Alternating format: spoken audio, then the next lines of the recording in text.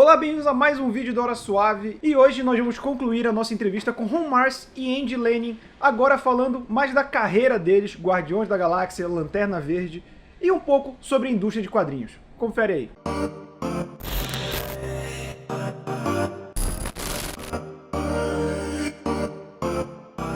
Right now DC is going through some changes. You have like Endless Winter is a great event, but now you have Future State, you have Shattered Generations, you have Infinity Frontier coming in, and as writers who did something great now in DC, do you have something in the near future that you will do for DC, or just Endless Winter? Well, I mean, we're certainly always open to it, and happy to do more. But as you said, DC's undergoing some changes and doing some different things. You know, there have been staff changes there, and the company is evolving. Some people are leaving. Evolution is not always unpainful. I think they're still figuring out what sort of direction the overall DC line is going to go in. When you have a change at the top with Dan DiDio leaving, and now Marie Javins, who I've known since her Marvel days in the 90s, and I just think is a terrific editor, and I've worked with before. I think DC's in really good hands, but this stuff takes time to figure out and see what directions are going to go in. And also, you have to keep in mind that virtually all of the editors that are working on this stuff have not been in the same room with each other since April, or maybe even March. I mean, obviously, all of our editors on Endless Winter, we had Zoom calls. We had endless Zoom calls to get all of us on the same page. So it's a very odd time for everybody in the business, because this isn't the way we've been used to working. You'd make a trip out to Burbank and visit the offices and have meetings for a couple of days and get everything sort of buttoned up, and then you go do the job. Now it's even the people who live in Burbank aren't in the offices. It's a whole different way of doing things, and I think it's an adjustment for everybody. Obviously, hopefully, 2021 is a much better year than 2020 for all of us. But we're still figuring out where it's going to go.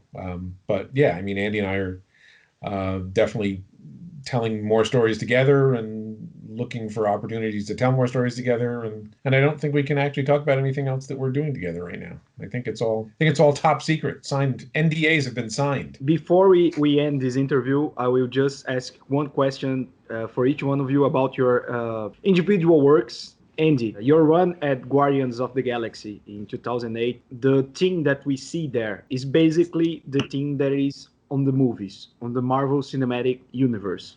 As a writer, for you, how is to see, because the Marvel Universe in the movies became such a huge thing, and now your work is a part of it. The thing that you gathered with Dan Abnett is one of the favorites from people who never read a comic book, but they love the Guardians of the Galaxy. How do you feel about that? I mean, I'm as happy and as much of a fan of it as anybody else is. I've got my Guardians. If you can see my Guardians shelf there of pop vinyl and stuff. I was also incredibly fortunate to be invited by James Gunn down to the set to read the script and see the pre-production stuff, and then go on a return visit to go and see some scenes being filmed, which came from me being really cheeky. One night I was shutting my computer down. I come out to this office here, just checking Twitter, and James Gunn tweeted that he was reading, I think he was reading a Hawkman comic. So it was like a POV shot. He's holding his phone and he's lying on a bed in a hotel, so you can see his feet, and he's reading a Hawkman comic. And he goes, "This is what Hollywood directors do when they're in London," right? And I think I'd had a glass or two of wine, and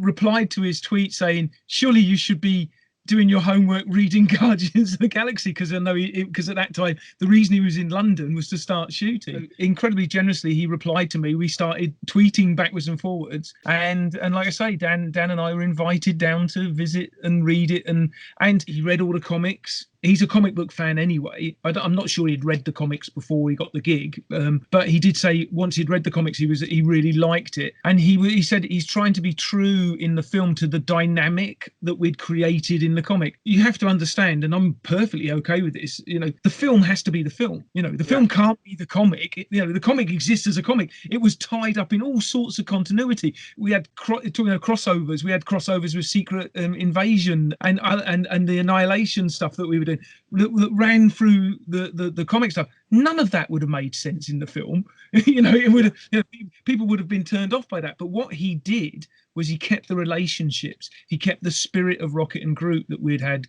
and developed in the comics. Star-Lord, did his own twist on Drax. God bless him, he put Nowhere in there, and he put the Cosmo, the dog in the Russian spacesuit. So you get all of that, and he nailed it. He absolutely nailed it. But he did his own thing. He did his own thing, told his own story, but was clever enough and, quite frankly, respectful enough to respect the source material to pepper it with all of that stuff, which is just fantastic, and then in the second film to allude at the end of it that there's a cocoon, which obviously has got to have Adam Warlock in it. I'm sitting there squealing as much as any fanboy when you're watching that stuff, Yeah. Which is, so yeah, you couldn't be happier. I can, just absolutely, all power to him on that. It was great. And Ron, I want to talk to you about this guy right here. Yeah. Talk to him about the movie adaptation of Green Lantern. Yeah. Let's forget about that. That short conversation. Yeah. But as a fan that started reading in the 90s, Kyle was my Green Lantern, the Green Lantern that I grew up reading. And it was, for me, I don't want to say disappointment because it was all did correctly, but when Hal Jordan came back and Kyle was a sidekick again, it gave me because Kyle, for the other writers, was like, this is the new guy. And the problem with it is, for 20 years he was the new guy. That didn't happen with Wally, for example. Wally just became his own hero. And when Judd Winnick was writing Kyle, I was saying, okay, Judd Winnick is treating Kyle as a major hero. He's becoming his own thing. He's not a new guy anymore. And then Hal Jordan came back. How was for you as the creator of the character to see he evolving and then going back to be a new guy? But I know that like Tomasi wrote him very well in the Green Lantern Corps. I'm saying this as a fan who grew up reading Kyle. It was a bummer for me, even though the coming back of Hal Jordan was such a great saga, such a great book. Well, ultimately, that you stand on the shoulders of everybody else you came before, and people who come after you will stand on your shoulders and do things with your characters. I'm realistic enough to realize that even though, Darryl Banks and I created Kyle, and, really for the first 7 years of his existence, we were the only people using him, and certainly in a solo book. And then, Grant did a really great job with him in JLA as well, because he provided the human contrast to not only the characters in JLA, but in a lot of other appearances. He was created to very much be the everyman type character. He was created to kind of be that Spider-Man archetype that the readers can see themselves in. When we introduced him, the part of the reaction was that we wanted him to be, a point of view character for the readers, and also be a way into the DC universe for people who maybe weren't already familiar with everything. And certainly it was my first regular monthly assignment at DC after having done some stuff here and there. And, his character was certainly a chance for me to explore the greater DC universe as well. I mean, that's why some of his earlier adventures are meeting Superman and meeting Batman and Wonder Woman and Shazam, because I wanted to write those characters. I wanted to play with those toys. So overall, I'm thrilled that Kyle's still around and that he appears, and I get to write him once in a while. Green Lantern is one of those franchises in comics, and there aren't a lot of them. Basically, you get to take your pick, and I think most of the time your pick is the one that you find at the right age. And I think for a lot of readers who discovered comics and discovered Kyle at that magic age of 10 or 11 or 12, of when people really start to get into comics. He's the guy. Just like for some people, Wally is their Flash. For some people, Barry is their Flash. So I think particularly Green Lantern, where there's such a wealth of different characters that have a ring, that serve that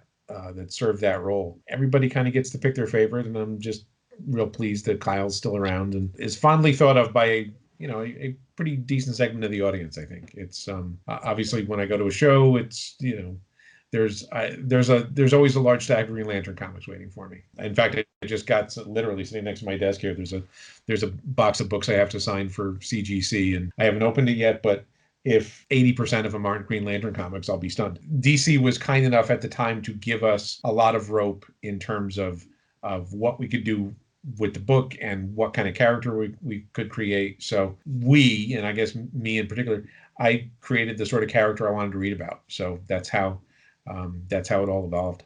Ron, Andy, I want to thank you again for this interview. I'm so honored to talk with two guys that I admire the work, and it was an amazing interview.